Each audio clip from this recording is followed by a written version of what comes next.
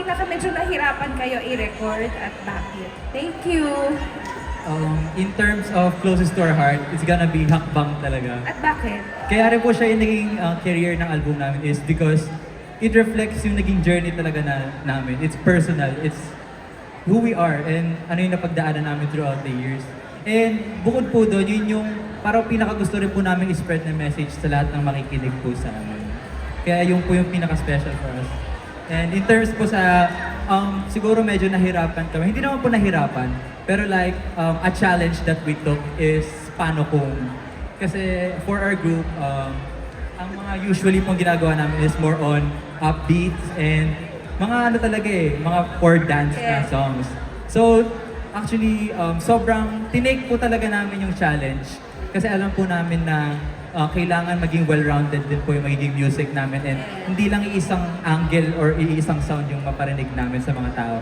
That is why, ayun po, paano po.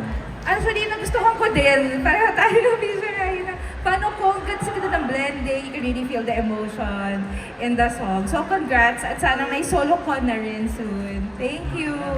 Thank you. Thank you po. Actually, ang ganda nga ng paano kung medyo R&B siya no? Yeah. Maraming kulot. Bahala. So yung difficulty level ng kantang to mataas. Ito yung kantang kapag kinanta nyo ng pulido, sobrang ganda. Isang may wala sa kondisyon, ang hirap na niyang pakinggan. No? So kailangan talaga perfect na perfect. Pag pinaperform niya yun, paano kung ang ganda. Pero ang taas din ng difficulty level. So yes, good luck guys.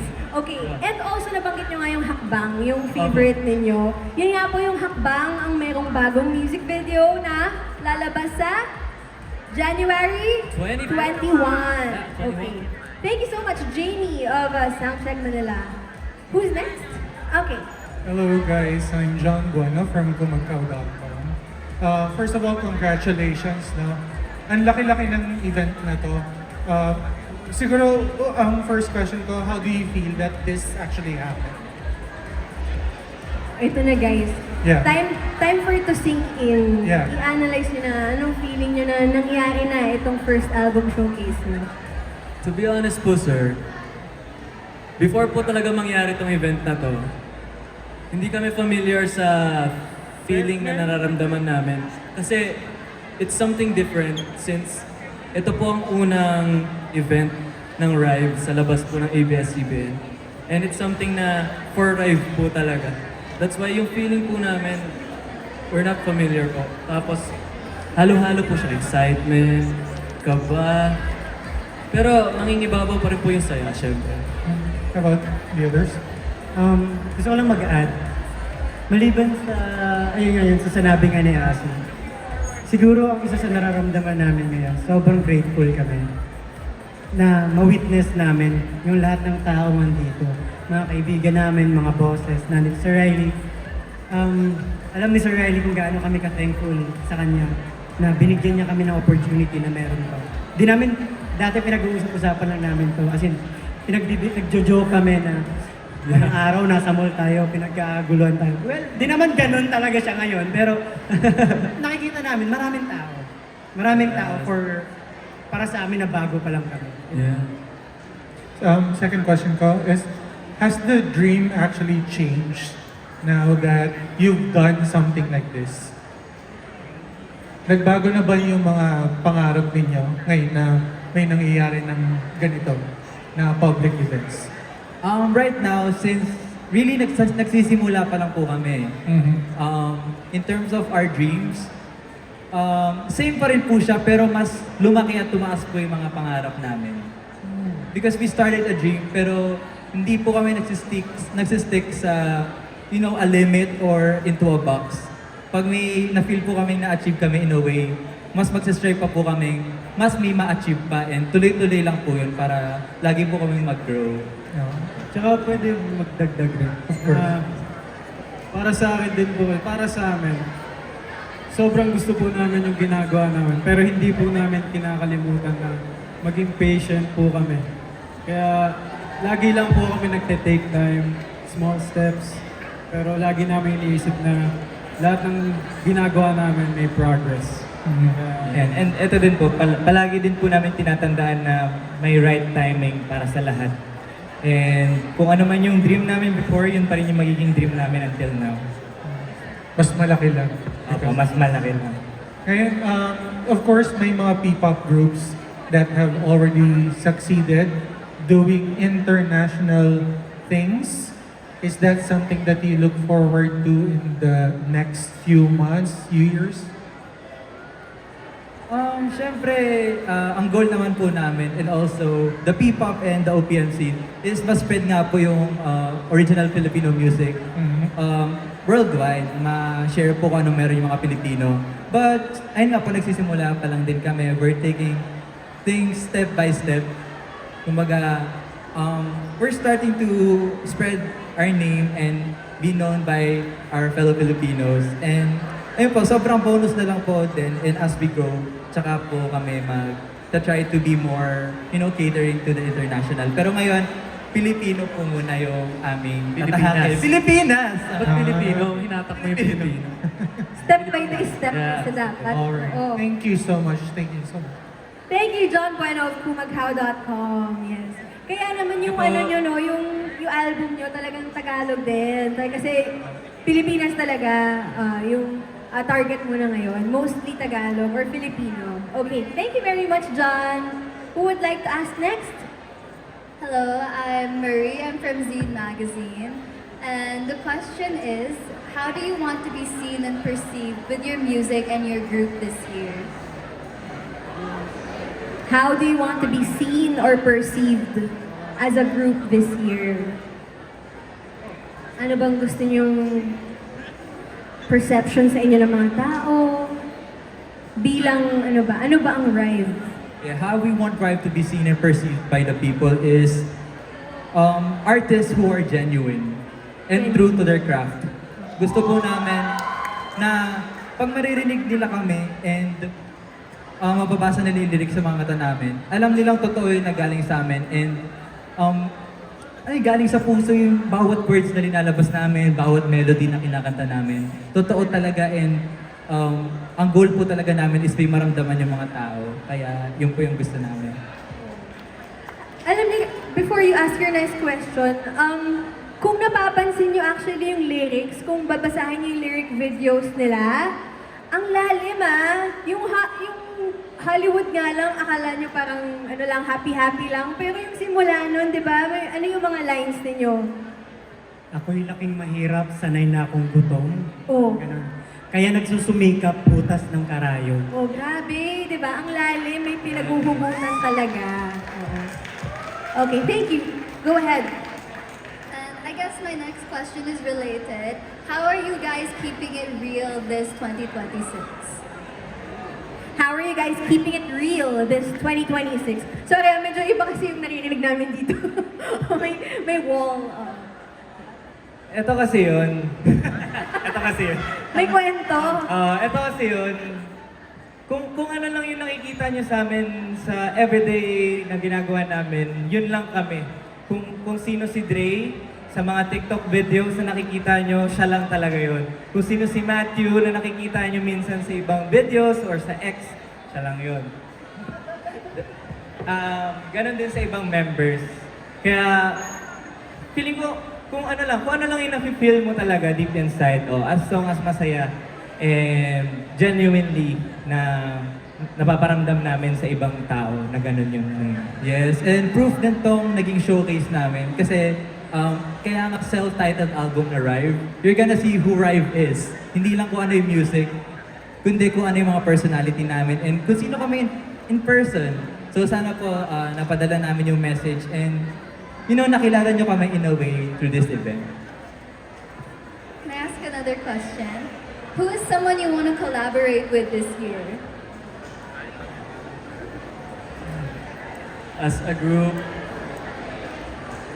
hoping po kami na makakolaborate po talaga namin si Sir Glock 9. Kasi bilang nagsisimula po, he's someone po na talagang tinitingala namin ever since bata pa kami. And of course, the moment na mangyari na collaborate namin si Sir Glock, for sure it's gonna be a dope. At the same time, marami po kami matututunan sa kanya. And, Parang sabi mo, Sir Glock 9, Yeah. Paano kung biglang dumating si Sir Glock9 sinabi, gusto niyong marinig kang kumanta? Ay, naku. Ano? Ready yan. Pwede kaya?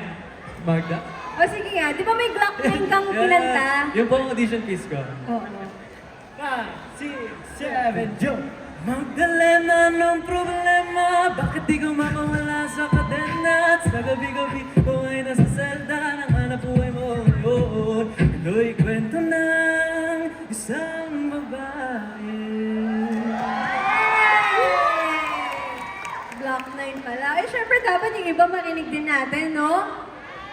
Meron ba kayong pang sample, guys? Glock na. Oo. Kahit hindi Glock 9. Ano, para yung mga taga SM North EDSA marinig naman yung boses ninyo aside from your songs. Thank you. Sinong gustong sumunod? Ayun. Nagkakahim si Dre. Ano pang sample niyo, guys? Ano po nakalimutan niya po yung title. Kakahiyaan pa. Ito. Okay, go. 6, 7. Ngayong nandyan ka na, di magmamadali. Ikaw lang ang katabi, basta ang buhay pumuti. Di na maghahanap ng kung anong sagot sa mga tanong. Dahil ikaw ang katiyakan ko. Hindi na ako bibitaw. Ngayon ikaw na ang kasaya. Meron ng kulay ang aking nagsisilbing tanglaw. Ikaw ay dilaw. Dance break! Dance break! Parang lahat tayo tataligan. I choose you. Di ba? Yes. Congrats, Dre. Oo, from kinakatakutang dancer. Sabi nila, parang may pinapatunayan ka today, Dre. On the spot Taas, po yun. On the spot. Okay, sino pa ang mag-sample dyan?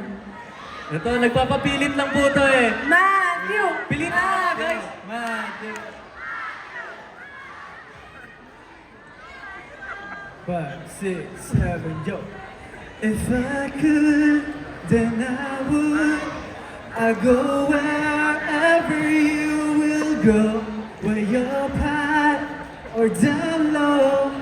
I'll go wherever you will go.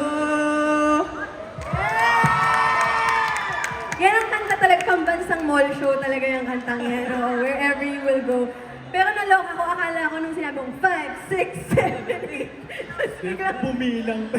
Pero ate Ay, Kanta pala. may nagpe-prepare oh. Oo nga eh, may pinapractice ba kayo dyan? Anong pang sample ninyo? Ishiro. Siguro try namin isample yung sulat namin for Bini na Infinity. Ayan! Ayan! Meron pa ditong blooms! Yes! Ang mga fans ng Beanie. Okay, go. 5, 6, 7, kahit hindi maging madali, kung naririto sa iyong tabi, ang bawat araw ay malalagpasan. Bitawan man ang mundo, isipan may magulo, nagkaroon ng pangarap ng magkakasamang nabuo. Ilalaban hanggang dulo, pangako na subukin man ang panahon, magbago man kahit pa ulit-ulit, ulit-ulit kahit pa ulit-ulit, ulit-ulit kahit pa ulit-ulit, ikaw at ikaw lang ang dahilan, paulit-ulit babalikan. So yan ay kanta ng Beanie na sila po ang nagsulat. Palakpakan naman natin sila sa mga sample nila, guys. Tatanggapin na ba nating sample yun ni Russo? Parang hindi ka namin narinig masyado doon, Russo. Featuring daw po. Featuring. Wala pa. Okay. Thank you very much, guys. And thank you so much to Z Magazine for joining us today. Who would like to ask the next question? Hi guys. Hello, nice seeing you again. Ayun. Okay. Oo. Hello. Hello, I'm Jem from Push ABS-CBN. Of course, yung hakbang it talks about dream, diba? And malaking factor sa pag-chase yun ng dream is second chances. Kasi we all saw you sa survival show. Siguro, gaano ka-importante sa inyo yung mabigyan ng second chance and to make the most out of it? second chance. For me, second chance is sobrang special para sa akin na mabigyan ng second chance. Lalo na binigyan ako ng second chance pero hindi mag-isa. Binigyan ako ng second chance kasama yung apat. Which is, I have arrived right now. English. Kaya yun, sobrang importante sa amin yung second chance na to kasi may mga pangarap kami dati na hindi namin nakuha. Meron kaming, sa unang hakbang namin, hindi namin nakuha. Pero hindi ibig sabihin nun na di namin maaabot talaga siya. So hindi kami titigil, iikot ang mundo para sa amin, darating ang araw para sa amin. Yeah. Dagdag ko lang din po ate. Kasi, ayun nga po, hindi kasi laging nakukuha ang second chance. Pero naging possible po siya with Sir Riley po. So Sir Riley, thank you so much po sa second chance na binigay niyo po sa amin. And second question and last for you guys. Siguro, it's been years kung idadagdag yung survival show nyo before mga more than 3 years na kayo magkakasama, right? Siguro ngayon na meron na kayong sariling album finally, ano yung na-discover niyo sa mga co-members ninyo? Kahit mabilis, isa kayo. Ito na. Ayan na. Doon muna ako sa medyo, like, Okay. normal. Sobrang throughout sa 3 years na yun, ang na-discover pa namin is yung chemistry and yung talents na meron pala kami. Kasi lahat ng ito po, yung like our artistry pagdating dito sa music namin is hindi pa talaga siya, parang wala pa kaming mga ganitong iniisip dati. And sobrang bilis ma-develop na to the point na ngayon nakakapag-compose na kami, choreograph and envision ng mga ganitong mga bagay for our group. Tama, no? Kung nag-give up kayo, hindi namin maririnig yung Pangkalawakan, Pangkukong, Hollywood, di ba? Ang daming nagbunga, ang daming ibinunga nung hindi nyo pag-give up. True. And through this album, hindi ko akalain na si Ishiro pala bumibirit, ganun. Si Matthew pala kayang alam mo yun, gumaganon siya eh. May falsetto si Trey. May falsetto si Trey. Tapos ito rin, high note. Oo, di ba? So, talaga, very special tong album na to. Kasi itong album na to, bukod sa special yung message niya, ito yung dahilan kung bakit kami mas naging magkakakilala pa bilang magkakapatid. Yes. And Matthew, Dre, baka may gusto kayong i-add. add-ons, Add-ons. Okay. toppings. So, ayun, kadalasan nabanggit na lahat. Pero pinaka nagugustuhan ko sa pagsasama namin lima is yung na-discover namin kung paano kami mag-work and maging magkakapatid pa rin kami at the same time. Kumbaga as one kami palagi tuwing meron kaming ginagawang about sa passion namin. Kaya ang bilis lang palagi ng mga pinaghihirapan namin kasi lima kami nagtutulungan palagi. And ako naman, syempre, hindi lang palaging chemistry, pero minsan mapapansin mo talaga lahat ng flaws ng bawat members. So, as a member or as a group, kailangan mong tanggapin bawat flaws ng bawat isa. And dahil doon, nagko-communicate kami ng maayos pag may problems kami, nag-uusap kami, and doon namin na gagawa ng maayos yung friendship namin, na mas maging strong yung bond. Doon namin siya mas nakakamit. Thank you guys, and congrats sa first album. Thank you! Alright, now we're going to our last question for today. Hi, I'm Patrick from Business Mirror. So, congrats for a successful showcase. So, I only have 2 questions. When you first came to be, it was all about second chances. Now na you're about taking first steps or unang hakbang, what were the difficulties and challenges na napagdaanan niyo before taking this first step? Sobrang dami. Like, before,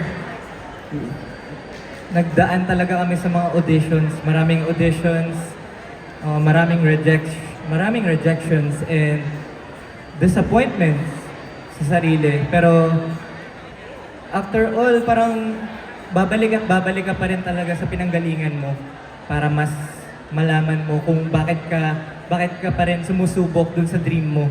Kailangan mo pa rin bumalik doon sa mga pinaghirapan mo before para magkaroon ka ng lakas papunta doon sa pupuntahan mo ngayon. Ayun lang, so parang need mong alalahanin yung motivation mo for that. Thank you. Then last na lang for everyone. How different was it to write for other artists, then also taking on your own music?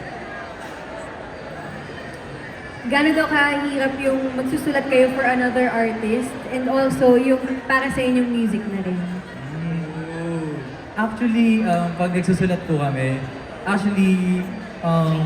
research po talaga namin yung mga artists, what's their sound, and kung sino talaga sila bilang artist din. Kasi when we make songs, we make it personal.